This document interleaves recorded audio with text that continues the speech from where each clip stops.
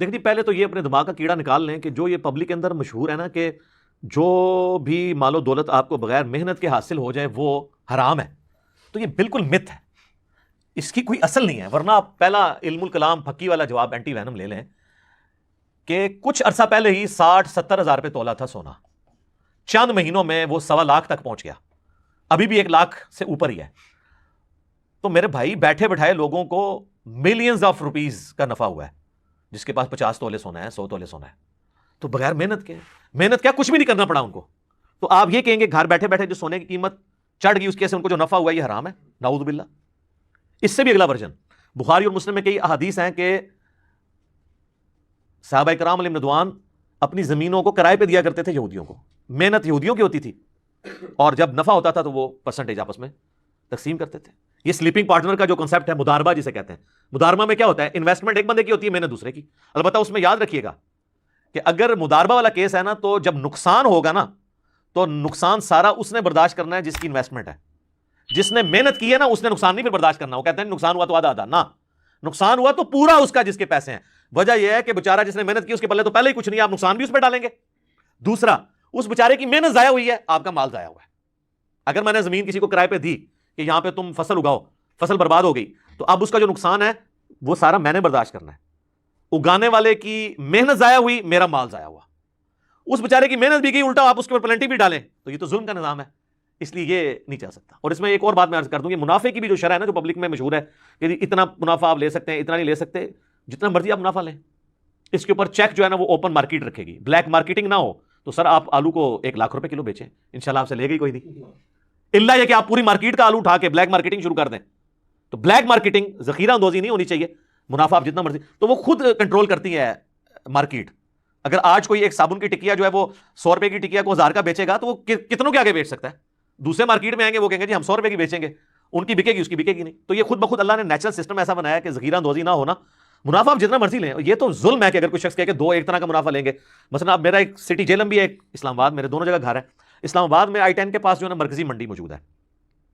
منڈی سے آپ آلو اٹھاتے ہیں سپوز 20 روپے کلو، اور وہ آلو آپ I-10 مرکز میں پاس جا کے 40 روپے کلو بیچ لیں گے، کیونکہ I-10 مرکز کے اندر دکان کا ایوریج کرایہ 20,000-25,000 روپے ہے. لیکن اب آپ یہ ایکسپیکٹ کریں کہ F11 میں جا کے وہی 20 روپے کلو آلو اٹھانے والا وہاں بھی 40 کے بیچے. سر وہاں وہ 70 میں بیچے گا کیونکہ اس کی دکان کا کرایہ 30-40 ہزار روپیہ، پھر وہ ٹرانسپورٹیشن کاسٹ بھی ہے. یہ اسلام آپ پہ کبھی قدغن لگا ہی نہیں سکتا کہ آپ نے اتنے % منافع لینا ہے. ہاں باقی جو ریٹیل کی قیمت ہے اور تھوک والی قیمت کا اور پرچون کی قیمت کا جو پورے ملک میں سپلائی مین کمپنیاں کرتی ہیں وہ تو ٹھیک ہے کہ ایک گھی کے ڈبے کی کراچی میں جو قیمت ہے پشاور میں وہی ہوگی. اس کی وجہ کہ وہ ٹرانسپورٹیشن کاسٹ کمپنی برداشت کر رہی ہوتی ہے، وہ تو آپ ریٹ اوپر نیچے نہیں کر سکتے. یہ ذہن میں رکھیے گا، وہ تو جرم ہے، اسی لیے اس کی قیمت اس کے اوپر لکھی ہوئی ہوتی ہے. تو گورنمنٹ جو چیزیں کنٹرول کر رہی ہوتی ہے وہ اپنی جگہ. اب یہ رہ گیا فارکس ٹریڈنگ کا. یہ بیسیکلی ورڈ ہے فارن ایکسچینج ٹریڈنگ، یعنی جو دوسرے ملک کی جو کرنسی ہے اس کی ایکسچینج کی تجارت. تو اسے یعنی اکٹھا کر کے فارکس ٹریڈنگ پڑھ دیا جاتا ہے ایک مختصر طور کے اوپر، جس طرح نیشنل جیوگرافک کو نیٹ جیو کہا جاتا ہے، حالانکہ وہ نیشنل جیوگرافک چینل ہے. تو نیشنل میں سے NAT لے لیتے ہیں اور جیوگرافک میں سے GEO تو کہتے ہیں نیٹ جیو چینل، حالانکہ وہ پورا ورڈ یہ ہے. تو یہ فارکس ٹریڈنگ کو ڈسکس کرتے ہوئے بنیادی چیز آپ سمجھ لیں کہ جو اسلام میں کسی کاروبار کے حلال اور حرام ہونے کے قوانین ہیں نا بنیادی، جو میں کتاب و سنت کی تعلیمات کی روشنی میں سمجھاؤں، وہ بنیادی 4 قوانین ہیں. 4 رولز کے اوپر آپ نے پیش کرنا ہے. میں آپ کو ڈاکٹرن کلیئر کروں گا، باقی ہر بندے نے اپنا کاروبار خود اس میں فٹ کرنا ہے. یہ نہیں ہے کہ آپ 1000 کاروباروں کی لسٹ مجھے بھیج دیں، بتائیں کون سا حلال ہے حرام، میں نہیں بتا سکوں گا. مجھ سے بہتر آپ خود بتا لیں گے اگر آپ کو رولز پتہ چل جائیں گے. تو آپ یہ فنکشن اپلائی کریں گے، رزلٹ آپ کے سامنے آ جائے گا. کیونکہ جو آپ نے مجھے ایکسپلین کرنا ہے اس سے بہتر آپ خود جانتے ہیں کہ اس کاروبار میں کیا کیا 2 نمبری ہے، کیا کیا چیزیں ٹھیک ہیں غلط ہے. میں آپ کو رولز بتا دیتا ہوں، آپ اللہ کو سامنے رکھتے ہوئے خود فیصلے تک پہنچ جائیں گے. جو صحیح مسلم میں حدیث ہے، گناہ وہ جو تیرے دل میں کھٹکے اور تو اس بات سے ڈرے کہ لوگ مطلع ہو جائیں اس کے اوپر کہ یہ کر رہا ہے. تو گناہ اندر کا مفتی آپ کو بتائے گا یہ گناہ ہے. اچھا اندر کا مفتی اسی کا بتائے گا جسے پتا ہوگا. جس کو پتہ ہی نہیں ہے کہ حلال اور حرام کیا ہے اس کو مفتی نے کیا بتانا ہے؟ وہ مفتی مرے ہے اور مفت ہی مفتی ہے. تو یہ بنیادی اصولی گفتگو میں کروں گا. ڈاکٹرن کیا ہے اسلام میں کاروبار کے حلال اور حرام ہونے کی؟ پہلا رول یہ ہے کہ آپ جو کاروبار کر رہے ہیں وہ حلال پروڈکٹ کا کاروبار ہونا چاہیے، حلال چیز کی خرید و فروخت، سبزی، گوشت، اس کے علاوہ باقی جو پروڈکٹس ہم گھی، چینی، دالیں استعمال کرتے ہیں، پروڈکٹ حلال ہونی چاہیے. یا پروڈکٹ تو کھانے میں حرام ہے لیکن اس کی تجارت حلال ہے، جس طرح گدھا گدا آپ خرید و فروخت تو کر سکتے ہیں لیکن پکا کے کھا نہیں سکتے. ہاں ہوٹل والے آپ کو زبردستی کھلا دیں اولادہ بات ہے, ان بیچاروں کو تو نہیں پتا جو کھا رہے ہوتے ہیں. تو لیکن گدے کی خرید و فروخت حرام نہیں ہوگی اس وجہ سے کہ اس کا گوشت حرام ہے. اس کی وجہ یہ ہے کہ وہ دوسرے پرپس کے لیے استعمال ہوتا ہے, ٹرانسپورٹیشن کے لیے. تو اس اعتبار سے یہ اس پہ فتویٰ نہیں لگے گا. البتہ اگر کوئی شراب کی خرید و فروخت کرتا ہے تو کتنی حدیث ہیں بخاری مسلم میں, ترمذی میں ڈیٹیل کے ساتھ, تو وہ تو 10 چیزیں گنوائی گئی ہیں. شراب اٹھانے والا, لے جانے والا, لوڈ کرنے والا, ان لوڈ کرنے والا, بیچنے والا, خریدنے والا, سب پہ نبی اسلام نے ایک ایک کا نام لے کے لعنت فرمائی ہے. اسی طریقے سے جو نشاور چیزیں ہیں, ہیروئن کو اسمگل کرتا ہے, تو اب یہ نہیں کہہ سکتا جی, وہ جس طرح کے پی میں ایک مشہور ہم نے ایک لطیفہ سنا ہے, جو اسمگلر ہے وہ کہنے لگا دیکھو جی گدا بھی تو کھانا حرام ہے نا, کاروبار تو حلال ہے, تو ہیروئن کا نشہ حرام ہے, ہیروئن کا کاروبار تو حلال ہے نا. نہیں, نشاور چیزوں کا کاروبار بھی حرام ہوگا. تو یہ پہلی شرط ہے کہ پروڈکٹ حلال ہو, اس کا کاروبار حلال ہوگا, یا پروڈکٹ کھانے میں تو حرام ہے لیکن ویسے اس کا کاروبار آپ کر سکتے ہیں, جس طرح میں نے آپ کو گدھے کی مثال دی کہ کھانے میں حرام ہے لیکن وہ دوسرے کاموں میں استعمال ہوتا ہے, تو آپ اس کا کاروبار بھی کر سکتے ہیں. دوسرا رول یہ ہے کہ کاروبار میں غرر, عربی میں کہتے ہیں دھوکے کو, یہ نہیں ہونا چاہیے, ملاوٹ نہیں ہونی چاہیے, بالکل ہر چیز کرسٹل کلیئر ہونی چاہیے. غرر آ گیا, سامنے کچھ اور آپ نے رکھا ہے, اندر کھاتے اور کوئی کام ڈال رہے ہیں, غرر اور دھوکہ آ گیا, تو اس کی وجہ سے آپ یہ دیکھ لیں یہ پلاٹوں کا جو کاروبار ہو رہا ہے اور فائل کی قیمت کہاں سے کہاں تک چڑھاتے ہیں, خود مارکیٹ کے اندر پیسہ پھینک کے یہ غرر کر رہے ہوتے ہیں. تو یہ تو پھر یہ وہ گناہ ہے جو آپ کے دل میں کھٹکتا ہوگا کہ آپ کی کیا حرکت کر رہے ہیں. غرر اور دھوکہ نہیں ہونا چاہیے. اس میں وہ سپورٹی حدیث ہے صحیح مسلم کی, نبی الاسلام ایک اناج کے ڈھیر کے پاس سے گزرے, آپ نے اپنی مبارک انگلیاں اس میں داخل کی تو وہ گیلی تھی. آپ نے کہا یہ کیا ہے, کہ رسول اللہ رات کو بارش ہوئی تھی تو آپ نے فرمایا کہ اگر بارش ہوئی تھی اور یہ پانی نیچے اندر تک پہنچا, اوپر تو خشک ہو گیا نا کیونکہ نیچے بہ گیا نا, اوپر سے خشک, تو آپ فرمایا تیرا کام تھا کہ یہ جو گیلی والی گندم ہے اس کو اوپر کرتا تاکہ لوگ اس کے عیب کے اوپر مطلع ہوتے. اور پھر آپ نے فرمایا من غشا فلیس منی, جس نے ملاوٹ کی اس کا مجھ سے کوئی تعلق نہیں ہے. یہ جو آپ نے اکثر 2 نمبر دودھ بیچنے والوں کی دکان کے بارے یہ حدیث لکھی ہوتی ہے نا, من غشا فلیس منی, جس نے ملاوٹ کی وہ ہم میں سے نہیں, یہ پوری حدیث اس طرح ہے کہ ایک پریکٹیکل واقعہ ہوا تھا کہ جس نے ملاوٹ کی وہ ہم میں سے نہیں. اچھا, تیسرا رول یہ ہے کہ جو اشیاء خورد و نوش ہیں, جو بیسک نیڈ کی چیزیں ہیں, آلو, ٹماٹر, پیاز, کھانے پینے کی چیزیں, ان میں بلیک مارکیٹنگ الاؤ نہیں ہے, ذخیرہ اندوزی. لیکن یہ بیسک نیڈ کی چیزیں, جو بیسک نیڈ کی چیزیں نہیں ہیں اس میں کوئی شخص کوئی چیز سٹور کر کے رکھتا ہے اور بعد میں جب مہنگی ہوتی ہے بھیج دیتا ہے, اس میں کوئی حرج نہیں ہے. لیکن جو بیسک نیڈ کی چیزیں ہیں, جو لوگوں کی ضرورت ہے وہ اٹھاتا ہے, تو ذخیرہ اندوزی ہے. اس کے بارے میں صحیح مسلم میں حدیث ہے, ذخیرہ اندوزی کرنے والا گناہگار ہے. اور سنن ابن ماجہ میں حدیث ہے, نبی الاسلام نے فرمایا کہ جو شخص غلہ مسلمانوں کا ذخیرہ کر لے گا اور یعنی بلیک مارکیٹنگ کرے گا, تو اللہ تبارک و تعالی اس کو جزام یعنی کوڑ کے مرض میں اور افلاس کے مرض میں ڈال دے گا. تو آپ دیکھ لیں کتنے بڑے بڑے ہیں, اتنا کما کے بھی نا افلاس کے مرض میں مبتلا ہے. یا تو یہ کہ اتنا ہی نکل جاتا ہے یا کھانا نصیب نہیں ہوتا, معدے کا السر ہو جاتا ہے, بس اب آپ نوٹ چاٹ لو. اولاد جو ہے وہ ایسی نافرمان نکلتی ہے کہ اسی باپ کو قتل کر کے تو سب کچھ ہتھیا لیتی ہے. تو کئی معاملوں میں مفلسی آ جاتی ہے. افلاس بہت ڈیٹیل معنوں میں ہے, صرف پیسے کا افلاس نہیں ہے, وفادار بیوی نہیں ملے گی یہ افلاس ہو جائے گا, اچھے دوست نہیں ملیں گے یہ افلاس ہو جائے گا. تو ذخیرہ اندوزی نہیں ہونی چاہیے. اور چوتھا رول یہ ہے کہ جوا یا سود, اسپیسیفکلی سودی لین دین اس میں نہیں ہونا چاہیے, کیونکہ سورۃ البقرہ کی آیت نمبر 279 میں اللہ تعالیٰ نے فرمایا کہ جو لوگ سود کھا رہے ہیں اللہ اور اس کے رسول سے اعلان جنگ ہے ان کا. یہ واحد گناہ ہے جس پہ یہ وعید ہے, اتنی بڑی وعید کسی اور گناہ کے لیے نہیں. اور ڈاکٹر سار صاحب کی بات میں انڈورس کروں گا, انہوں نے بہت پیاری بات کی تھی کہ جس طرح عقیدے میں سب سے بڑا گناہ شرک ہے نا, اعمال میں سب سے بڑا گناہ سود ہے. آج پوری دنیا میں جو یہ کیپٹلزم کا جو فتنہ ہے, یہ سودی نظام کے ذریعے تو استحصال ہو رہا ہے غریب لوگوں کا. امیر سے امیر تر ہو رہے ہیں, غریب سے غریب تر ہو رہے ہیں. تو سودی کاروبار نہیں ہونا چاہیے. اور صحیح مسلم میں حدیث ہے, وہ تو بڑی ڈیٹیل ہے, سود لکھنے والا, لکھوانے والا, اس کی گواہی دینے والا, کھانے والا, کھلانے والا, سب پہ نبی الاسلام فرمایا اللہ کی لعنت ہے. بولے اعوذ باللہ تعالی.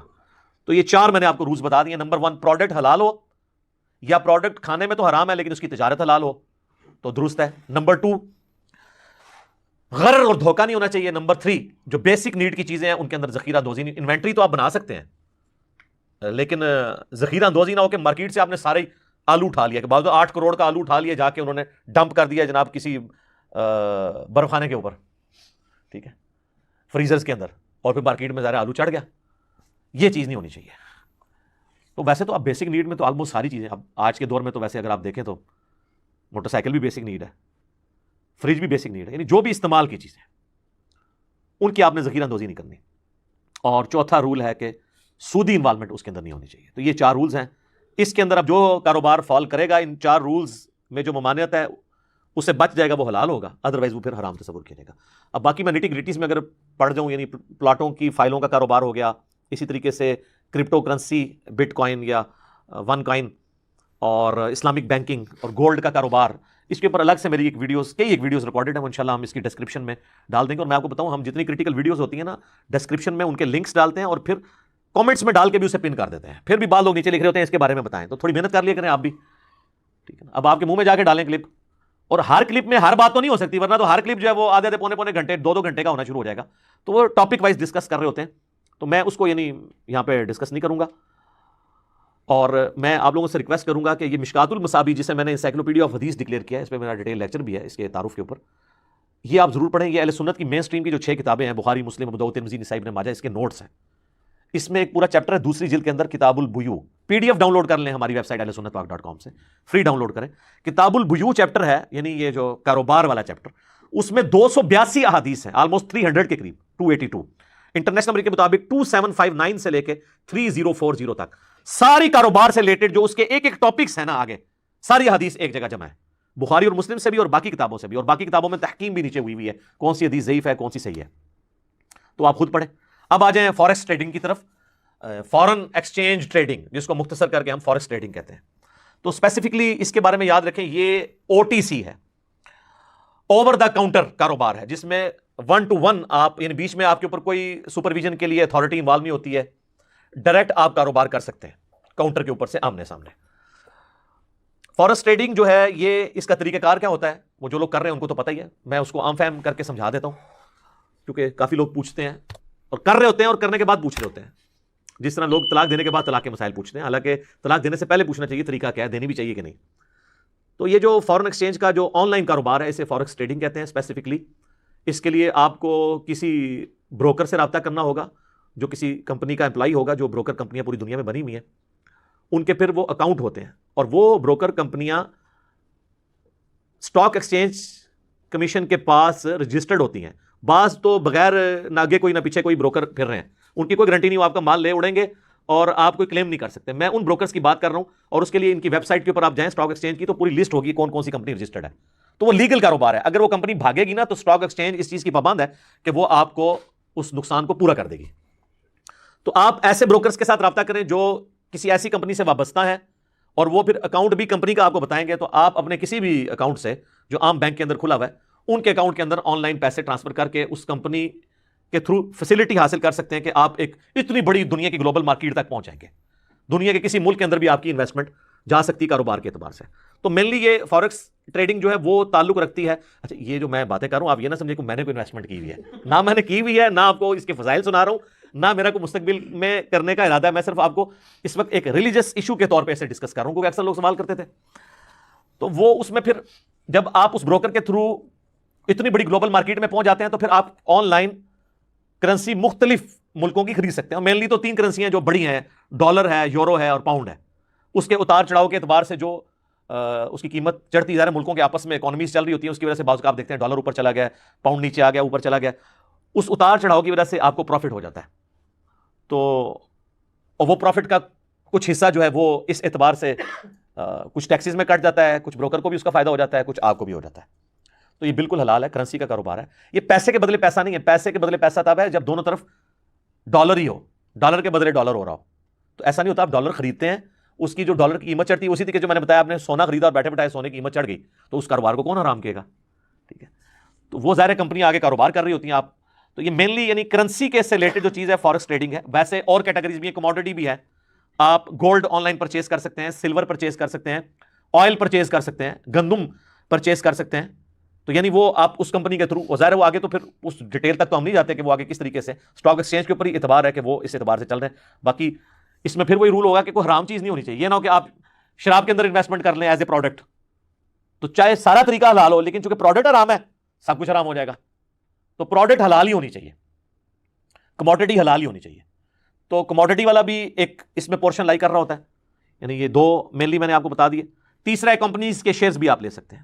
مثلا کوئی بوئنگ کے شیئر لے لیتا ہے, PSO کے لے لیتا ہے, پیکیجز کے لے لیتا ہے. سگریٹ کی کمپنی کے نہ لیں شیئر, وہ سلو پوائزننگ ہے. تو جو کمپنیاں حلال کاروبار کر رہی ہیں، اس طرح جو بینک سودی کام کر رہے ہیں اسلامک بینک سے ہٹ کے، وہ بھی خیر پیور نہیں ہے لیکن کسی حد تک چلیں کوشش تو ہے، تو ان کے بھی آپ شیئرز نہ خریدیں، وہ آپ نے خود فیصلہ کرنا ہے کہ میں، تو یہ تین یعنی مین ہوگی چیزیں، فارن کرنسی کے اندر انویسٹمنٹ، کموڈٹی کے اندر gold, silver, oil, natural gas, کوئی بھی ریسورسز اس کے اندر، اور تیسری کسی کمپنی جو کہ کام کرتی ہے اس طرح کے جو سروسز پرووائڈ کرنے والی کمپنیاں ہیں، بعض اوقات یعنی معدنیات اکھاڑنے والی کمپنیاں ہوتی ہیں، مختلف جگہ سے دریافت کرتی ہیں، آئل ڈگنگ کمپنیاں، تو ان کے شیئرز کے اوپر نیچے پھر ڈیویڈنڈ بھی آپ کو پروفٹ بھی ملتا رہتا ہے، پروفٹ لاس کی بنیاد کے اوپر ہوتا ہے، وہ پیسے کے بدلے پیسہ نہیں ہوتا بلکہ انویسٹمنٹ کاروبار کے اگینسٹ ہوتا ہے، تو وہ بالکل حلال ہے۔ باقی یہ کہنا کہ جی وہ بالکل ہمارے سامنے کریں، تو یہ اب ظاہر پوری دنیا کا موڈ شفٹ ہو چکا ہے آن لائن کے اوپر، وہ تو میں تو 2005 اور اب 2020 ہے، اکتوبر کا مہینہ شروع ہو چکا ہے، 15 سالوں میں نے تو اپنے دونوں گھروں کے بل، اسلام آباد والے کے ادھر کے، آج تک مجھے نہیں یاد میں کبھی بینک میں جمع کروانے گیا ہوں، سارے بل چاہے وہ گیس کا ہو، بجلی کا ہو، نیٹ کا ہو، تو آن لائن ٹرانسفر کرتے ہیں، تو وہ سارا پوری دنیا کا نظام آن لائن شفٹ ہو چکا ہے، تو اس کے پیچھے ملکوں کی اسٹاک ایکسچینج کی گارنٹیاں موجود ہیں، اور اس طرح نہیں ہے کہ اس طریقے سے کام چل رہا ہے، تو جہاں پہ یہ ساری چیزیں موجود ہیں وہ آپ کریں۔ باقی اب اس میں بعض اوقات یہ ہوتا ہے کہ ہم کسی ایسی کمپنی میں انویسٹ کریں گے جو خود سودی کام کرتی ہے، پروڈکٹ تو حلال بنا رہی ہے لیکن سودی کام اس طرح کر رہی ہے کہ وہ مارکیٹ سے، بینکوں سے وہ ڈیٹ لیتی ہے، اپنی ایکویٹی اس کی 40% ہے راس المال، 60% وہ قرضہ اٹھاتی ہے، تو ظاہر اس کا تو سود دے گی۔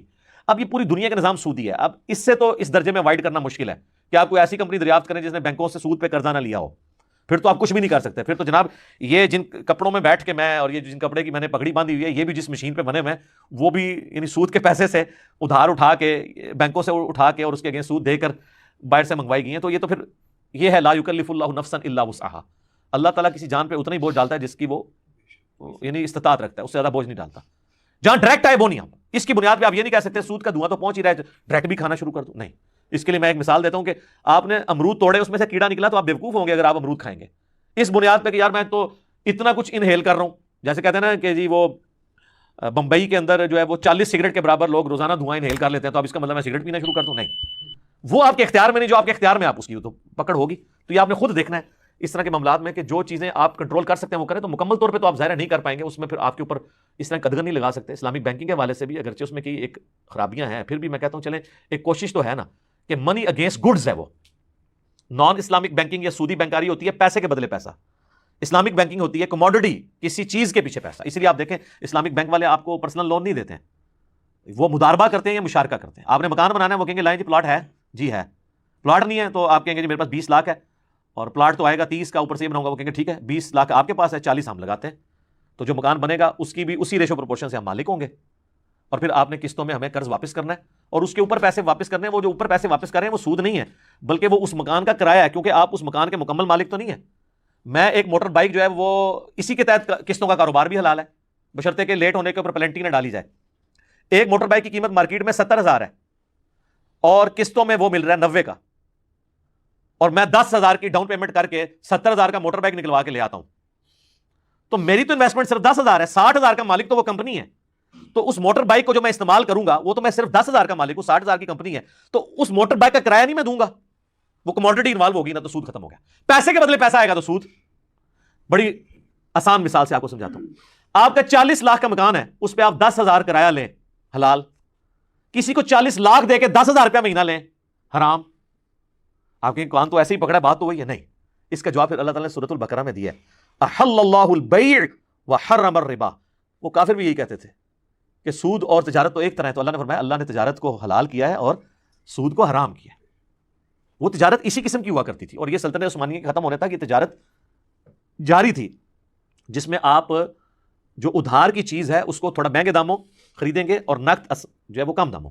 وہ جو ترمذی کی حدیث کہتے ہیں نبی علیہ السلام نے ایک چیز کی 2 قیمتیں مقرر کرنے سے منع فرمایا، آگے امام ترمذی نے کامنٹس لکھے ہیں، اس حدیث کا فارم لکھا ہے، اس سے مراد یہ ہے جب بیچنے والا اور خریدنے والا کسی ایک قیمت پہ متفق ہوئے بغیر الگ ہو جائیں تو اس چیز کو حرام ہے، البتہ اگر وہ متفق ہو جائیں کسی ایک قیمت پہ کہ ادھار پہ میں اتنی اٹھاؤں گا، نقد پہ اتنی، تو پھر اس کے اوپر یہ فتویٰ نہیں لگے گا، اور یہ کاروبار رائج تھا۔ اسی لیے تو کافر کہتے تھے کہ کاروبار اور سود ایک طرح ہی ہے، ان کو کیا دھوکہ لگا تھا، وہ کاروبار یہی ہوتا تھا نا، تو اللہ نے فرمایا کاروبار حلال ہے، سود حرام ہے، اور لاجک اس کے پیچھے یہ ہے کہ کاروبار سے لوگوں کو فائدہ ہوتا ہے، سود سے صرف امیر کو فائدہ ہوتا ہے۔ آپ کی 40 لاکھ کی گاڑی ہے، آپ اس کو رینٹ کار پہ چڑھاتے ہیں، ڈرائیور کی نوکری کھلے گی، گاڑی پنکچر ہوگی تو پنکچر والے کی نوکری کھلے گی، پیٹرول پمپ اس کے ساتھ وابستہ ہوں گے، جو لوگ ٹریول کریں، کتنے لوگوں کو فائدہ ہو رہا ہے، کتنے لوگوں کا روزگار اس سے جڑا ہوا ہے، اور اللہ آپ کو یہ بھی ثانی دے رہا ہے کہ آپ نے اس 40 لاکھ کی گاڑی پہ زکات بھی کو نہیں دینی، اس سے جو آمدن ہو رہی ہے نا اس پہ زکات ہوگی، اگر وہ بھی جڑ کے 7.5 تولے سونا ہو جائے. اگر وہ آپ ساتھ ساتھ کھا رہے ہیں تو زیرو زکات. جس طرح اسلام آباد میں کہتے ہیں کروڑ پتی غریب ہیں، F7 میں 10-15 کروڑ کی کوٹھیاں ہیں، 2 کوٹھیاں ہیں، ایک کوٹھی کے 2 پورشن ہیں، نیچے میں مالک رہتا ہے، اوپر والی کوٹھی 1.5 لاکھ روپے 2 لاکھ روپے کرائے پہ دی ہوئی ہے، اسی 2 لاکھ سے نیچے والوں کا خرچہ چلتا ہے، خود وہ کچھ بھی نہیں کر رہے. اب مالک کروڑوں کے ہیں، زکات بھی ان پہ کوئی نہیں، اگرچہ ان کی مہینے کی کمائی 2 لاکھ ہے لیکن وہ جڑ تو نہیں، ساتھ خرچ ہو رہی ہے. تو کاروبار کی برکت دیکھیں، یہ کاروبار ہے کہ اللہ تعالیٰ نے آپ پہ کوئی بھی اس طرح کی قدر نہیں لگائی ہوئی ہے کیونکہ پیسہ رننگ میں آ جاتا ہے. تو اسلام کی خواہش ہے جو پارہ نمبر 28 میں بھی اللہ تعالیٰ نے مال فے کے بارے میں ڈسکس کیا، یہ نہ ہو کہ صرف امیروں میں ہی مال گھومتا رہے، غریبوں میں بھی آنا چاہیے.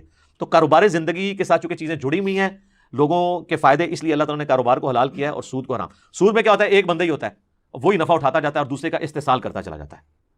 تو کاروبار کریں، سود والا معاملہ نہ کریں. یہاں پہ تو کتنے داڑھیوں والے ہیں، پگڑیوں والے ہیں، نمازی ہیں، اور وہ سود کو کرتے رہتے ہیں، اور جب ان کو اینڈ پہ بتایا جائے تو وہ کہتے ہیں ہمیں تو پتہ نہیں تھا یہ سود ہے.